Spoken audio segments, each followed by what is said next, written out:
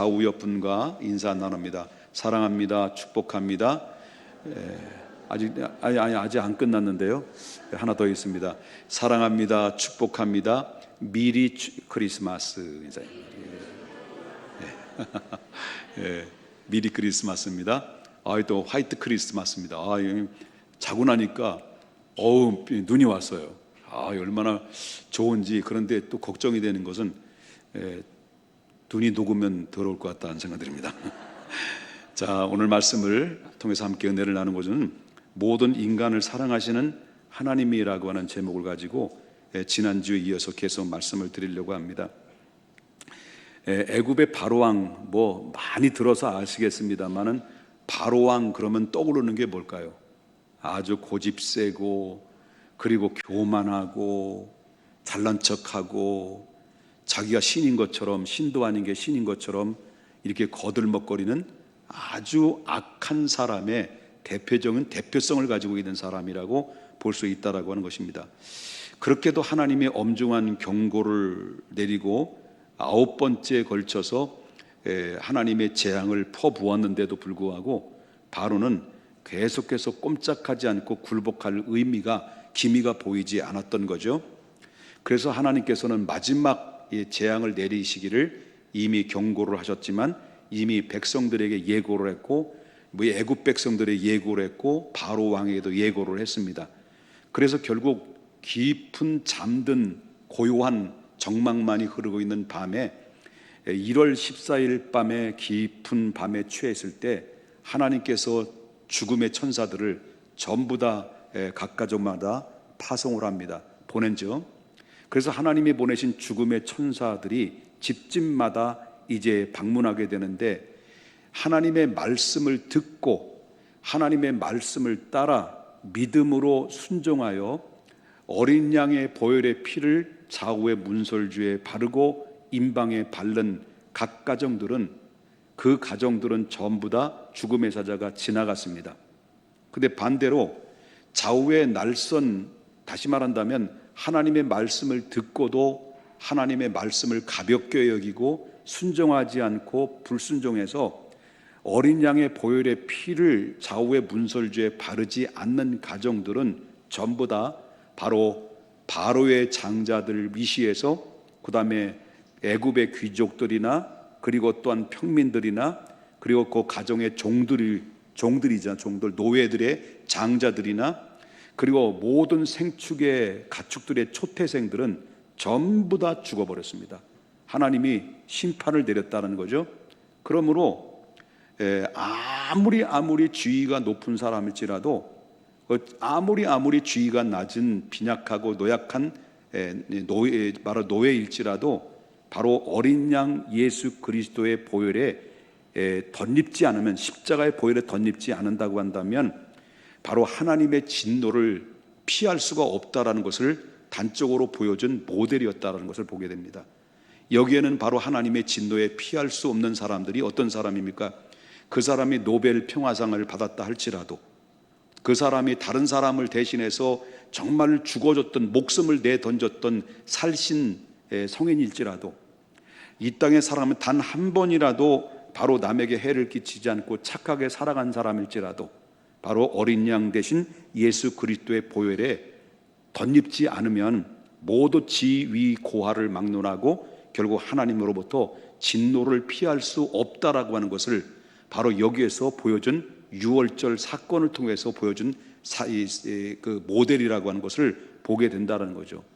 여러분, 테레사 수녀님이 얼마나 남을 위해서, 고아원들을 위해서, 고아들을 위해서 일생 동안 살아와서 모든 세계가 존경받았던 사람이지 않았습니까? 그런데 이 죽음의 임박한 가운데서도 불구하고 바로 이 테레사 수녀님도 자기가 이 죽은 이후의 내세에는 바로 내가 확신하지 못한다라고 고백할 만큼 살았다라는 거죠. 바로 우리가 아이러니한 이 부분들이 너무나도 많은데, 어찌하든 간에 지위 고하를 막론하고 바로 누구든지 예수 그리스도의 십자가의 보혈로 덧입지 않으면 바로 하나님 나라에 임할 수 없고 하나님의 심판을 피할 수 없다라고 하는 것을 단적으로 보여준 사건들이라는 것을 이야기할 수가 있다라고 하는 것입니다.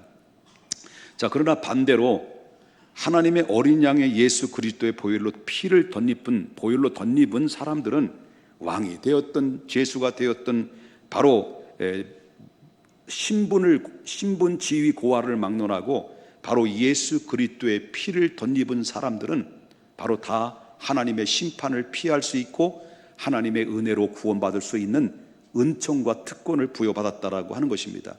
여러분, 예를 들어서 뭘 알 수 있었냐면 일생 동안 죄만 짓고 살았던 두 명의 강도가 있었습니다. 예수님이 십자가에 달리실 때 두 명의 강도들도 아주 흉악한 범죄들도 예수님 양 옆에서 십자가에 달려 심판을 받게 됐죠. 죽게 됐죠. 그 죽기 전에 한편의 강도는 예수님을 조롱합니다. 당신이 하나님이 아들이거든 우리를 구원하고 당신도 구원하라 라고 조롱을 합니다마는, 그런 한편의 강도는 우리는 일생 동안 착한 일도 제대로 해보지 못하고 남을 해를 끼치고 남을 죽이고 강도짓만 했던 사람이 우리인데 이분은 죄가 없으시고 우리는 마땅히 죽어야 될 죄인이다. 어찌 그런 말을 하냐 라고 하면서 죽기 일보 직전에 이 한편의 강도는 이렇게 고백을 하죠. 당신의 나라에 임할 때 부족하고 지금 죄인이지만 내 힘으로 내 능력으로 구원받을 수 있는 가능성은 단 0.001도 안 되지만 주님 나를 불쌍히 여기시고 긍휼히 여기셔서 나를 기억해 주십시오. 바로 당신은 하나님의 아들입니다. 인류를 구원하실 분으로 내가 이 순간 믿습니다. 받아들였습니다. 그런 순간 바로 일생 동안 죄를 지었던 이 죄수를 향해서 예수님이 하신 말씀이 뭡니까? 그래, 너 오늘 너와 함께 낙원에 반드시 있게 될 것이다. 바로 구원을 선포했다라고 하는 것입니다. 그것은 바로 뭐냐면 인류를 위해서 어린 양 되신 예수님이 십자가에 보혈로 덧입기만 하면 아무리 흉악한 범죄를 지은 죄인일지라도 하나님께서 그를 용납하시고 그들을 받아주셔서 당신의 백성으로 삼아주신다라고 하는 것이 하나님의 끝없는 사랑, 하나님이 무엇으로 말할 수 없는 그 사랑으로 허다한 허물을 하나님의 사랑으로 덮어주는데, 무엇 때문에 덮어주느냐? 의롭기 때문에 덮어주는 것이 아니라 예수님의 십자가의 보혈 때문에 덮어준 것입니다. 여러분, 죽음의 사자가 그 각 가정에 이 사람의 행위로서 구원받은 게 아니라 하나님의 은혜로서 믿음으로 순종하여 좌우의 문설주의 피를 발랐기 때문에, 믿음으로 순종했기 때문에 구원받은 겁니다. 마찬가지입니다. 오늘 이 시대에도 구원, 그러면 하나님 앞에 구원받을 만한 자격이 있는 사람이 여기에 누가 있겠습니까? 여기는 김옥봉 목사도 내 행위로, 하나님 내 능력으로 구원받을 수 있는 것이 아닙니다. 전부 다 저도 여러분들도 하나님의 은혜로 구원받았다는 사실을 여러분 절대로 잊어서는 안 된다라고 하는 것입니다. 여기에는 차별이 없습니다.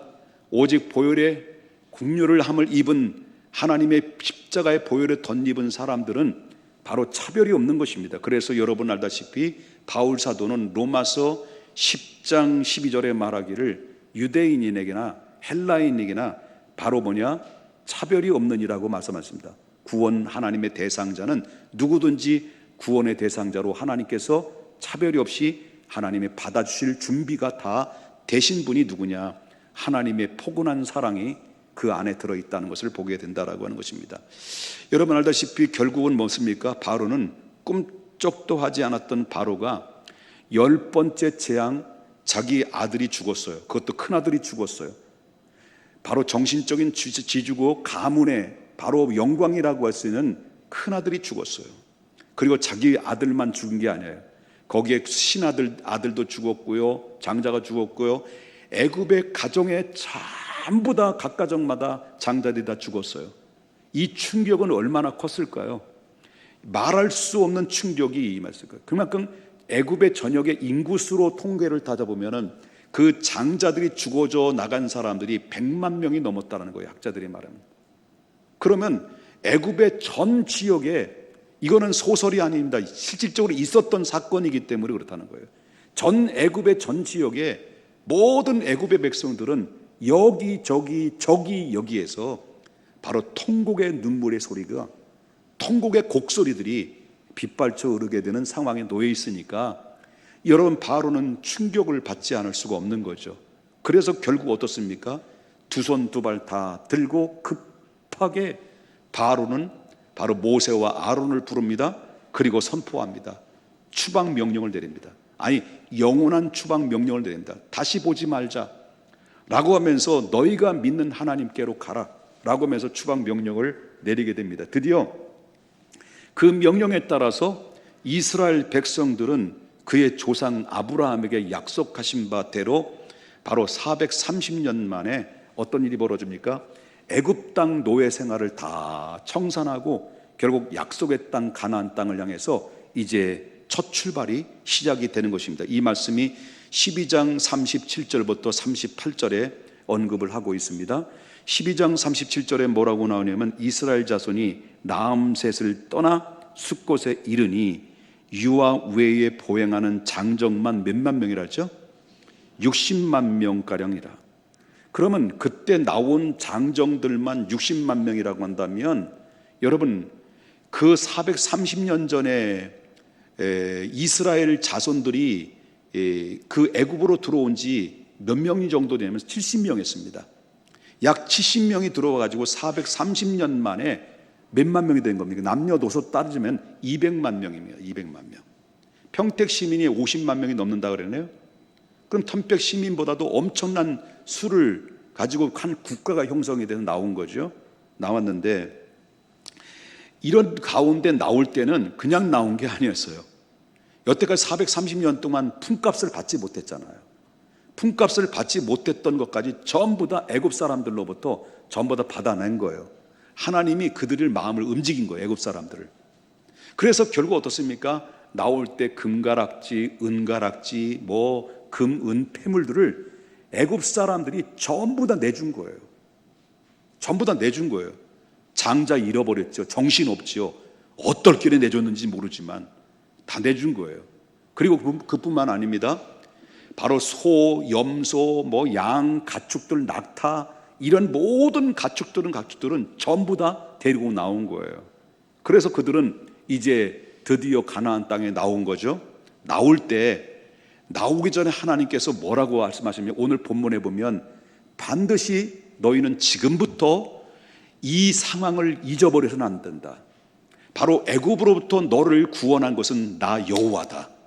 그러므로 나 여호와가 구별하여 너희들을 애굽에서 구원한 이 구원의 은혜를 잊지 않게 해서는 너희는 반드시 앞으로 유월절 규례를 반드시 지켜라. 가나안 땅에 들어가도 지키고 그 이후에도 그 유월절 규례를 모든 자손 만대까지 여호와가 너희 조상들을 어떻게 인도했는지를 항상 상기시키도록 너희들은 규례를 반드시 지키라는 유월절 명령을 내리십니다. 이것이 바로 하나님이 명령을 내리신 거죠. 그 명령을 따라서 이제 출발한 거예요. 그 말씀을 출발했는데, 자 41절에 보니까 하나님이 그들을 출발하고 나서 그 41절에 보니까 그들을 무슨 군대라고 이렇게 이야기를 하십니까? 여호와의 군대라고 명칭을 붙여줘요. 여호와의 군대라는 것이 무슨 뜻이냐면 이제는 더 이상 애굽의 노예가 아니라 이제 약속의 땅 가나안 땅을 정복하기 위해서 전진해 나가는 하나님의 군대다라는 거예요. 이젠 노예 출신이 아니라 너희는 애굽 땅을, 다시 말하면 가나안 땅을 정복하기 위해서 전진해 나가는 바로 하나님의 군대다라는 것을, 이 군인이라는 용어를 하나님이 그때부터 쓰셨어요. 그럼 군대 장관은 누가 되신다는 거예요? 너희들은 군이지만, 싸워야 될 군이지만 내가 너희들과 함께 싸워야 될 대장은 나 여호와다 라고 하는 것을 이렇게 선포하고 있는 내용이라고 하는 것입니다. 그런데 물어보겠습니다. 자, 애굽에서 나왔을 때 순수한 이스라엘 혈통만 가지고 있는 백성들만 나왔을까요? 아니면 다른 족속들도 나왔을까요? 그죠? 다른 족속들도 같이 따라 나왔다는 거예요. 그것이 바로 뭐냐면 38절에 보면 나와요. 38절에 뭐라고 나옵니까? 자, 수많은 누구도 나왔다는 거예요? 잡족들도 나왔다는 거예요. 자, 출애굽에서 나왔을 때 그 수많은 잡족들과 양과 소와 힘이 많은 가축들이 그들과 함께 하였다라고 하는데, 이 잡족이라고 하는 이 말의 히브리어로 보게 되면 에레브라는 말입니다. 이것은 한마디로 말하면 섞여 있는 물이 그다음에 함께하는 물이다, 이렇게 표현할 수 있는 내용입니다. 다시 말하면 이 잡족들이 누구냐라고 좀 더슬러 올라가면요, 이 사람들은 실질적으로 애굽에서 이스라엘 백성들이 고센 땅에 살고 있지만 애굽 백성 이외의 다른 족속들과 통혼해서 나온 혼혈족들이 있을 거예요. 그리고 또 혹시 애굽 사람들과 같이 또 통혼해서 같이 한 가족이 돼서 혼혈족도 있을 것입니다. 이런 사람들이 잡족이라고 얘기할 수도 있고요. 또 한 가지는 애굽 백성들에게 10번째 재앙을 내렸을 때, 10가지 재앙을 내렸지 하나님이 10가지 재앙을 막 쏟아 부었을 때, 여태까지 그 애굽 사람일지라도 여태까지 우리가 섬겨왔던 모든 소나 나일강이나 모든 각종의 신들이 있는데, 여호와 하나님, 유일신이신 여호와 하나님이 바로 우리가 믿는 각종의 우상을 섬기는 신들이 우리가 볼 때는 너무 허무하고 거짓된 것이고, 그리고 얼마나 하나님 여호와 앞에 무참하게 짓밟힘을 당한 무가치한 존재인가라는 것을 바로 그들이 10가지 재앙을 쏟아낼 때 그들은 몸소 체험하고 나서, 우리가 섬겨야 될 대상은 바로 우리가 만들었던 우상들은 우리의 필요에 따라서 만드는 것이지, 바로 전능하신 여호와, 스스로 계신 여호와, 영원 전부터 계신 여호와가 진정으로 바로 인류가 섬겨야 될 하나님 여호와라는 전능하신 하나님, 엘샤다이 하나님이라는 것을 바로 애굽 백성일지라도 그들이 믿었던 거예요.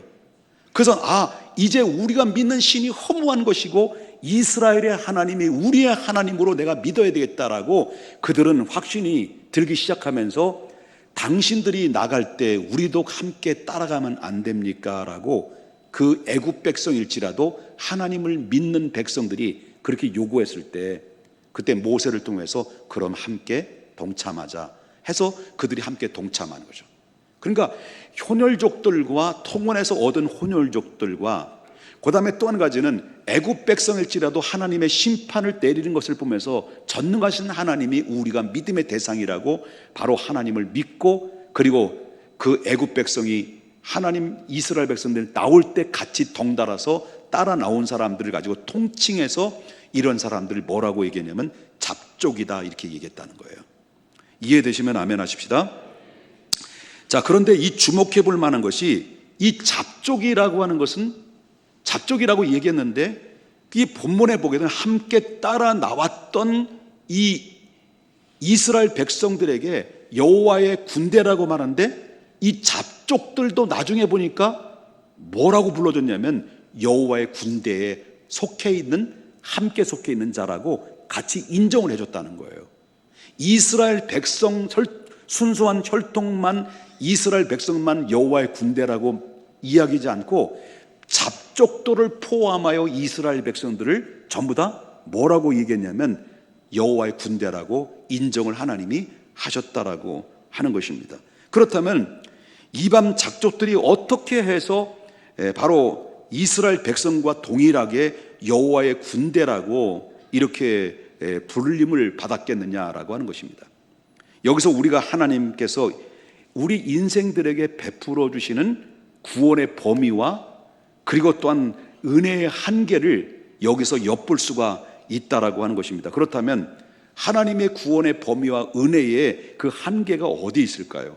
바로 하나님의 구원의 은혜는 모든 사람에게 열려 있다는 거예요. 이스라엘 백성들에게만 하나님의 목적은 그들을 구원하고 그들을 애굽에서 건지려고 하는 목적, 가나안 땅으로까지 이끌으시려고 하는 그 목적의 의미 속에는 이스라엘 백성들에게만 국한된 것이 아니라 모든 전 인류, 다시 말한다면 잡족들까지 전부 다 구원받을 수 있는 대상으로 문을 활짝 열어 놓으셨다라고 하는 것을 보게 된다라고 하는 것이죠. 그런 것을 보게 되면 바로 뭐냐면, 여러분 우리가 이제 보게 됩니다. 그러면 구원의 범위 한계를 말씀드렸는데, 자, 하나님의 구원의 은혜는 모든 사람이 열렸다고 제가 말씀을 드렸는데, 여러분 교회마다가 우리 교회도 마찬가지입니다만은 1년에 한 차례씩 두 차례씩 성례식을 하잖아요. 성찬식을 하잖아요. 성찬식을 하는데 성찬식은 참여할 자격은 어떤 사람이 참여할 수 있겠습니까? 어떤 사람이에요? 세례를 받은 사람만 참여할 수 있어요. 세례를 받지 않으면, 예수님을 믿었다 할지라도 세례를 받지 않으면 성찬식에 참여할 수가 없어요. 이게 법이에요. 이게 성경적이에요. 여기 삐질 일이 아니에요. 어떤 분들은 막 삐져. 바로 야 이게 너무 차별하냐, 그래가지고 막 차별한다고 해서 막 삐져 다음에 교회를 안 나오시는데요. 그런데 바로 뭐냐면 성찬식은 바로 세례를 받은 사람만이 성찬식에 참여할 수 있어요. 그리고 또 어떤 분은 또 이제 성찬 위원들은 안타까워 불쌍한 거예요. 그러니까 좀 마음이 아픈 거예요. 그래가지고 또 주어 또 우리 교회 장로님들이 그렇다는 게 아니고요. 안타깝다는 거예요. 그래서 혹시 시험 드는 거 아니냐 그래서 줘 은근히. 그리고 또 받아 먹어요 또. 그런데 성경적인 원리를 보게 되면 새 성찬식에 참여할 수 있는 자격은 바로 세례를 받은 자만이 참여할 수가 있다는 거예요. 마찬가지입니다. 그러면 여호와의 군대라는 이 잡족들이 여호와의 군대라는 명칭을 얻고 그 다음에 하나님의 백성이라는 총칭을 얻을 수 있는 자격은 뭘로 주냐? 아무나 주는 게 아닙니다. 그래서 하나님께서 이 규례를 지킬 수가 없습니다. 다시 말하면 유월절을 동참시킬 수가 없는 겁니다. 같이 따라 나왔다 할지라도 유월절 절기를 함께 참여하는 주인공이 될 수가 없고 음식을 같이 나눌 수 없고 제사도 드릴 수가 없습니다. 그러면 그 잡족들이 유일하게 바로 하나님 유월절의 절기를 지키고 동참할 수 있는 통로와 매개체는 뭐입니까? 그는 바로 거기에 하나님께서 방법을 제시한 것이 48절의 말씀인 것입니다. 48절에 뭐라고 나옵니까? 너희와 함께 거류하는 타국인이 여호와의 유월절을 지키고자 하거든. 타국인이 뭐예요? 잡족들이죠. 그럼 너희가 만약에 유월절을 지키려고 하면 방법이 있다. 방법이 뭐냐? 그럼 뭘 받으라는 거예요? 할례를 받는다. 할례를 받을 때 여기에 유월절을 함께 지킬 수 있는 자격이 부여해져서 비록 혈통적으로 히브리인이 이스라엘인이 아닐지라도 바로 할례에 받은 특권으로 제사의 음식과 참여할 수 있는 배려를 주셨고 하나님과의 깊은 교제를 나눌 수 있는 관계가 회복될 수 있는 자격이 부여졌다라고 하는 것을 보게 된다라고 하는 것이죠. 여러분 아까도 말씀드렸습니다마는 세례를 받을 때만이 성찬을 참여할 수 있는 것처럼 그때 당시에 규례를 참여할 자격은 바로 비록 잡족일지라도 함께 따라 나왔다 할지라도 참여할 수 없는데 바로 할례를 받았을 때만이 바로 자격이 주어진다는 것을 보게 됩니다. 그러면 무엇을 말합니까? 자, 여기서 나오는 말씀은 비록 우리가 아까도 말했습니다만 우리의 자유인이든 종이든 간에 어떤 신분을 불문하고 하나님과 교제할 수 있는 모든 자격을 다 주었는데 단 할례를 받았을 때만이 가능했다라고 하십니다. 무엇을 말합니까? 자, 하나님이 인류를 창조하신 하나님은 단지 뭘 말합니까? 단 한 민족만 구원하기 위해서, 다시 말한다면 이스라엘 백성들만 구원하기 위해서 바로 그들을 이끌어 오신 목적이 절대 아니라고 하는 것입니다. 여러분, 이 세상은 누가 만드셨습니까? 창조론 입장에서 볼 때는 진화론이 아니고 우린 창조를 믿는 사람들이기 때문에 누가 만드셨습니까? 이미 창세기 1장에 쫙 하고 명료하게 하나님이 이 세상이 어떻게 만들어졌는지를 말씀하고 있는 것처럼 하나님이 이 세상을 천지를 말씀으로 창조하셨고요. 그런 모든 인류의 인간들은 어디서부터 출발했습니까?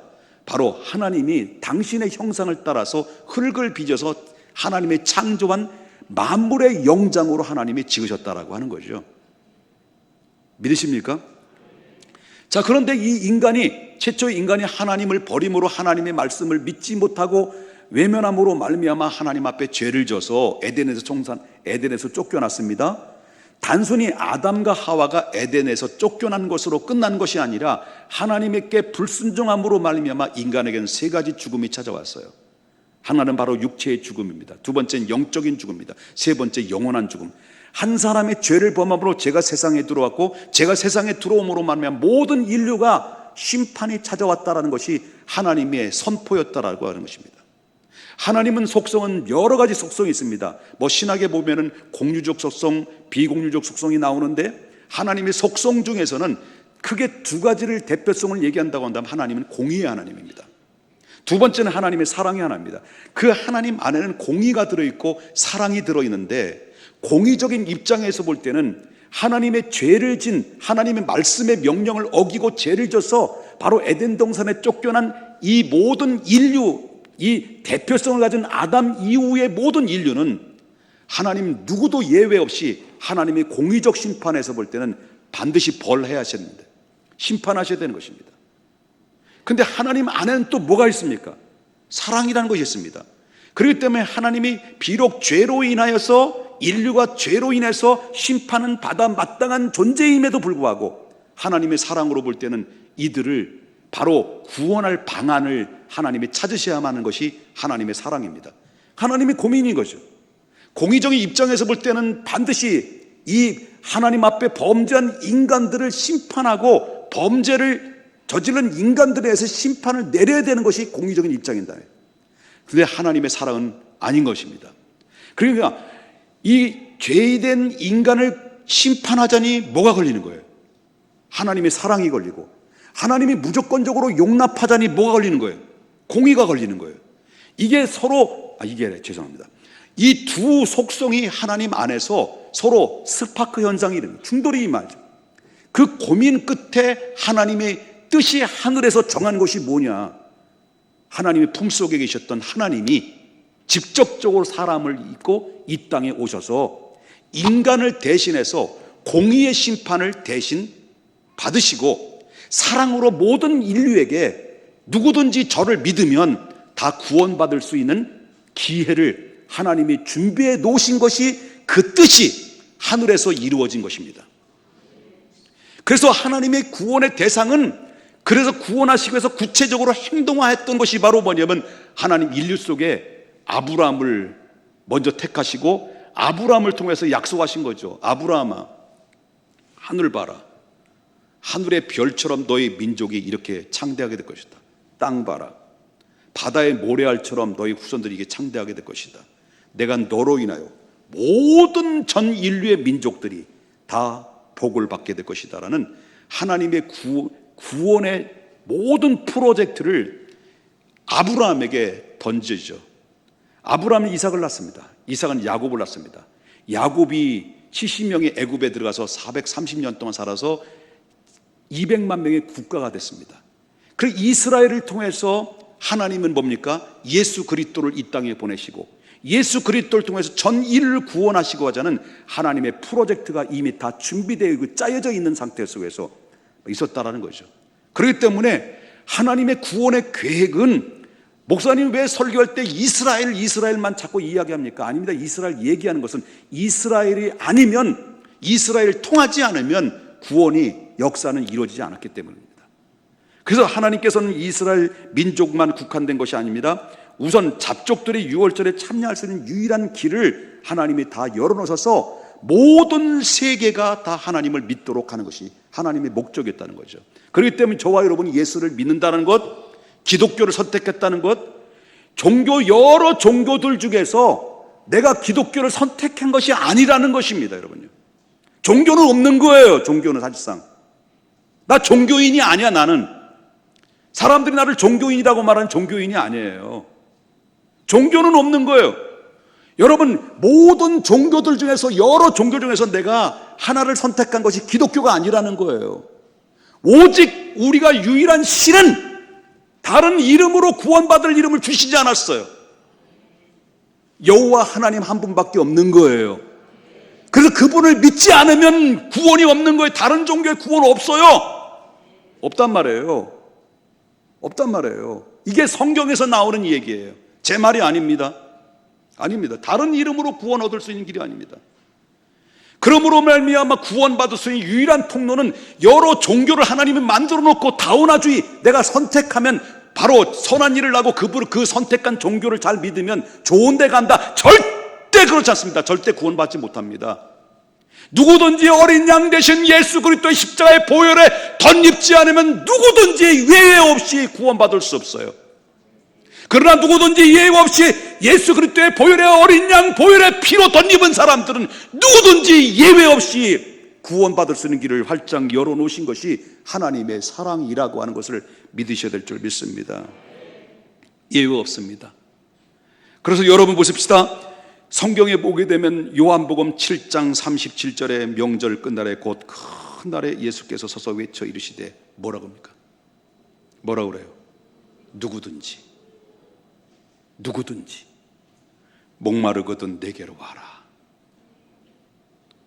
나를 믿는 자는 성경의 이름같이 그 배에서 생수의 강이 흘러나리라. 할렐루야. 요한복음 10장 9절에 예수님께서 뭐라고 말했습니까? 내가 문이니 구원받을 수 있는 유일한 통로와 우리가 하나님 나라에 들어갈 수 있는 유일한 길은 이 문밖에 없다. 이 문으로만이 들어간다. 그러면서 예수님이 하시는 말씀이 내가 문이니 누구든지 잡족이든 이방인이든 이스라엘이든 헬라인이든 야만이든 할 것 없이 누구든지 나로 말미암아 들어가면 구원을 받고 또는 들어가서 나오며 꼴을 얻으리라. 여러분 사도행전 2장 21절에 보니까 누구든지 주의 이름을 부르는 자는 구원을 얻으리라. 여러분 로마서 10장 11절에 말하기를 성경에 이르되 누구든지 저를 믿는 자는 부끄러움을 당하지 아니하리라. 누구든지 수고하고 무거운 짐진 자들아 다 내게로 오라. 내가 시기하리라. 하나님이 다 열어놓으신 거예요. 그러면 물어보겠습니다. 구약은 모형과 그림자라 그랬어요. 그죠? 자, 이 잡족들이 자꾸 잡족해서 미안합니다. 이 잡족들이 함께 따라 나와서 이스라엘 백성들 여호와의 군대라고 하는 한 일원으로 삼았었던 유일한 통로가 유일하게 할 수 있는 자격이 뭘로 해서 얻어준 거예요? 할례를 받은 거예요. 그러면 구약에서 구약적 의미에서 할례를 얘기했는데 그럼 신약에 와서의 할례는 뭘까요? 예? 그럼 바로 어린 양 예수 대신 그리스도를 내 마음으로 믿어 입으로 시인하여 구원을 얻은 백성들이에요. 믿음이에요, 믿음. 그래서 여러분 바로 내면적인 이면적인 할례가 아니라 바로 이면적인 할례가 뭐 이렇게 나오잖아요. 근데 너희가 마음의 할례를 받으라고 이 바울 사도는 이야기하셨다는 거죠. 그럼 구약에는 실질적으로 남자의 성기의 표비를 잘라서 바로 그들은 할례를 받았지만 이제 예수님의 실체신 예수님이 왔을 때는 누구든지 바로 여호와의 군대라고 하는 누구든지 하나님의 백성이라는 그런 자격을 얻을 수 있는 길은 바로 우리가 할례를 받는 게 아니에요. 이제는 뭐를 받는 거예요? 마음의 할례를 받는 거예요. 이게 바로 뭐냐면 주는 그리스도시요 살아계신 하나님의 아들입니다라는 것을 마음으로 믿어 입으로 시인하여 고백한 사람들이 바로 뭐냐? 이미 마음의 할례를 받은 똑같은 자격을 가지고 있는 것이다 라고 하는 것입니다.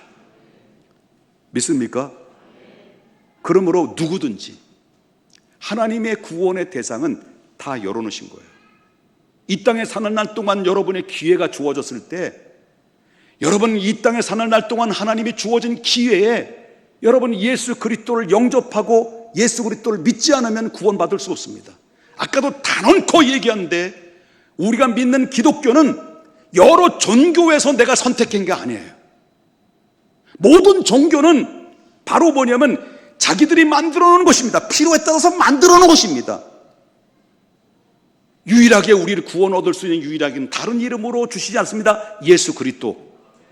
내가 곧 길이요 진리요 생명이니 누구든지 나로 말미암지 않고는 아버지의 나라 들어갈 수 없습니다. 다른 길 없습니다. 누가 아무리 떠들어댄다 할지라도 이 진리는 변할 수 없고 변하지도 않습니다. 그렇기 때문에 여러분 내가 교회 종교를 택해서 착한 일을 해서 바로 좋은 일을 하면 좋은 데 간다라는 이런 잘못된 사고를 여러분 완전히 제거시키지 않으면 안 된다는 거예요. 장로님 이제 남수원 노회도 장로님 피택이 되면 그냥 우리 교회에서 피택 됐다고 해서 장로님 임직하는 게 아니거든요. 남선 노회에서 바로 피택받은 사람에서 장로 고시라는 게 있습니다. 여기는 성경 고시도 있고요. 바로 뭐냐면 여기에 정치도 있고요. 규례도 있고요. 아주 굉장히 관문이 어렵습니다. 여기서 일단 피택이 되고 노회에서 시험을 쳐서 합격을 해야만이 임직을 할 수 있어요. 그런데 이런 얘기가 있죠. 그 질문 앞에 있어요. 장로님들의 시험 칠 때 바로 기독교가 무엇입니까? 라고 질문했을 때 예수님은 당신은 누구입니까? 할 때 4대 성자 중에서 한 명이다라고 대답한 장로 후보가 있다는 거예요. 이런 무식한 사람들이 장로가 되니까, 미안합니다. 죄송합니다. 예? 장로가 되니까 교회가 어지럽게 만드는 거죠. 여러분, 종교 중에 택한 기독교가 아니에요. 4대 성인 중에서 예수님이 아니라는 거예요. 예수님은 하나님이셔요. 하나님의 아들로 오신 거예요. 그런 인류를 해서 대속에 피 흘려서 내가 곧 길이요 진리요 생명이니 누구로든지 나로 말미암지 않고는 천국에 들어갈 수 없는 유일한 사느냐 죽느냐 심판이냐 생명을 얻느냐 구원받느냐 결정할 수 있는 결정체가 예수 그리스도를 통해서 이루어지는 것이에요. 그런데 4대 성인 중에서 하나라? 아이고 답답이요. 이런 사람들이 너무 많아요. 교회 안에서 착한 일 해서 좋은 일 간다, 이런 사고는 여러분 회개해야 됩니다. 회개해야 돼요. 미안합니다. 제가 핏대 올리는 것인데 핏대 올리는 것이 아니라 성령의 마음으로 제가 전하는 것 같아요. 그냥 은혜 받으려고 왔는데 자꾸 혼내는 것 같아서 미안해요. 저 옆에 분 인사합시다. 우리 목사님 용서 좀 하십시다.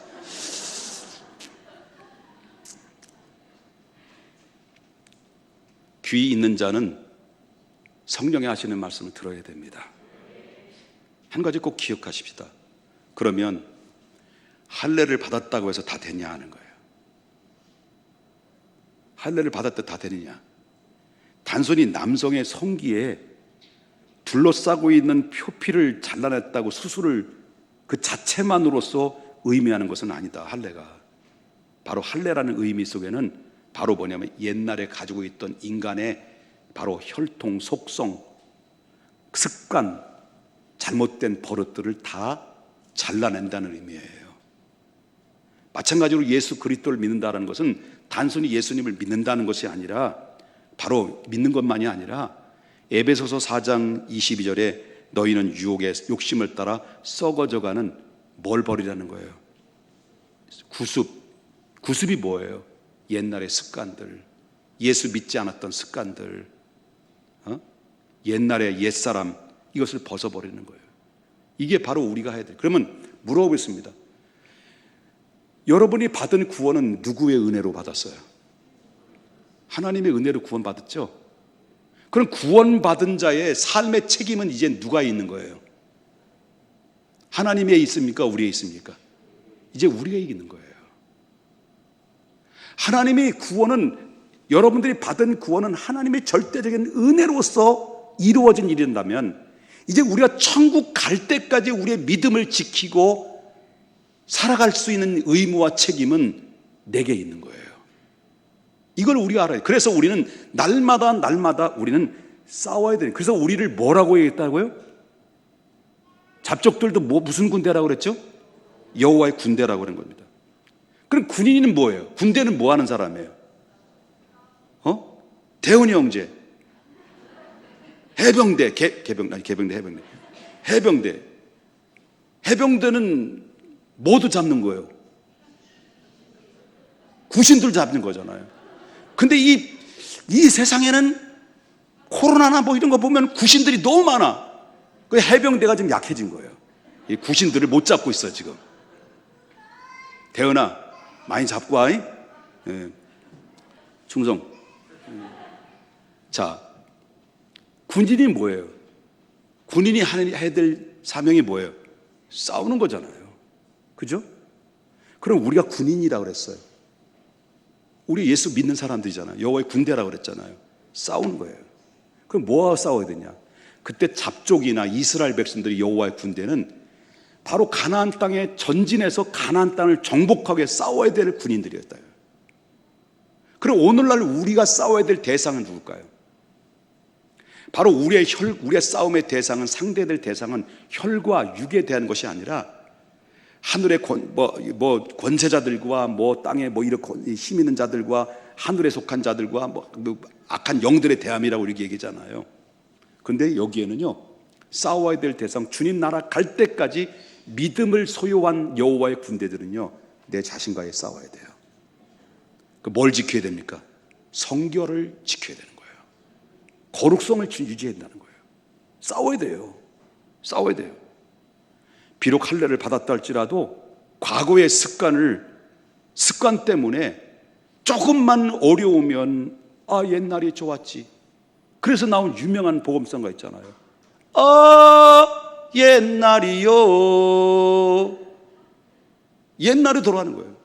그래서 이 애굽에서 나온 이스라엘 백성들이 비록 여호와의 군대일지라도 옛날이 좋았어, 애굽이 좋았어, 거기에는 마늘도 있고 파도 있고 고기도 먹었는데 그때가 좋았어 라고, 바로 옛날은 이러지 않았는데 온갖 즐길 것을 많았었는데 이제 말씀을 듣는데 말씀이 밋밋해, 설교가 안 들려, 재미가 없어. 이런 사람들은, 자꾸 이렇게 떠들어대는 사람들은요, 입에 뭘 걸려야 돼요? 그러면 안 되는 거죠. 예. 그리고 여호와의 군대로서 뭘 싸워야 돼요? 다른 것, 주님 이외에 다른 것을 의지하려고 하는 것과 싸워야 돼요. 믿습니까? 그러면 결론적인 얘기죠. 정리를 조금 드린다면, 구약에서 보여준 것은 신약에서의 있어야 될 일을, 앞으로 장차 있어야 될 일을 모형과 그림자로 보여준 하나의 스크린을 통해서 보여준 시청각적인 말씀이에요. 이렇게 된다, 이렇게 성취된다. 예수님은 말씀대로 이 땅에 오셨고, 말씀대로 십자가에 죽으셨고, 말씀대로 부활하셨고, 말씀대로 예수님이 다시 오신다고 그랬어요. 그럼 예수님 오실 그날 때까지 이제는 우리가 해야 될 일이죠. 우리는 뭐예요? 신부예요. 예수님 신랑이라고 바로 뭡니까? 예화로 말씀을 비유로 얘기했어요. 그럼 우리가 해야 될 일은 뭐냐? 주님 오실 그날 때까지 싸우는 군대다. 죄와 싸우고, 그 다음에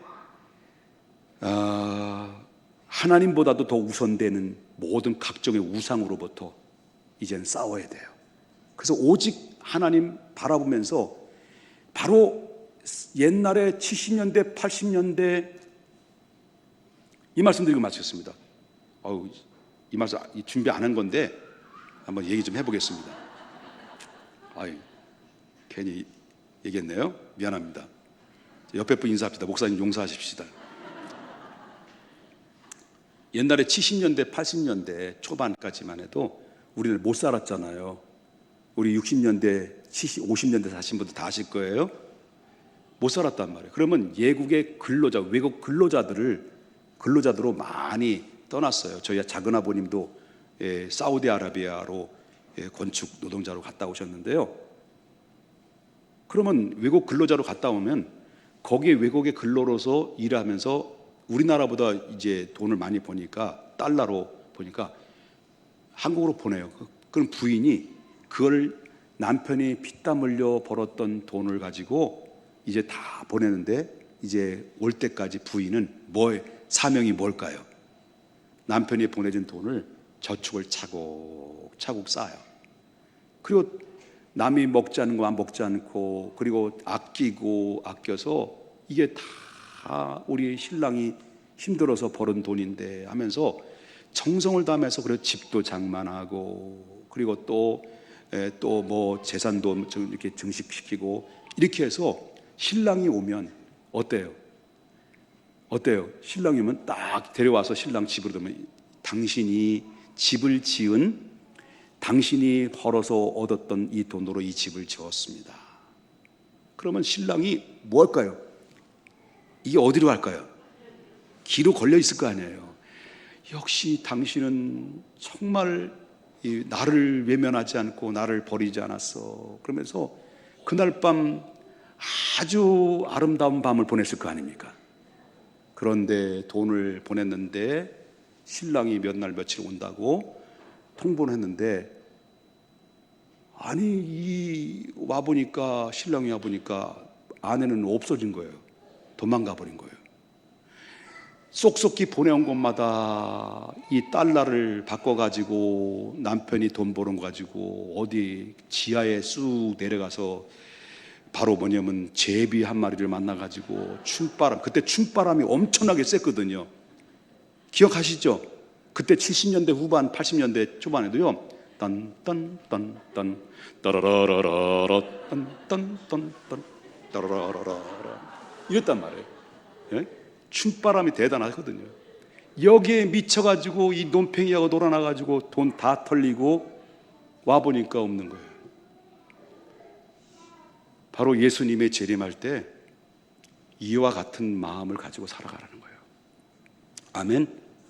예수님 오실 때 바로 우리는 주신 사명과 주신 은혜와 하나님의 믿음으로 내게 공급해 주신 은혜를 잘 믿음으로 지키고 주신 달란트 잘 감당해서 주님 오실 때 나를 탁 안아줄 때 포근히 안아주면서 나의 눈물을 씻겨주시고 내 머리를 쓰다마 주시고 나의 사랑 나의 사랑 나의 어여쁜 자야 일어나 함께 가자 나의 사랑 나의 사랑 나의 어여쁜 자야 일어나 함께 가자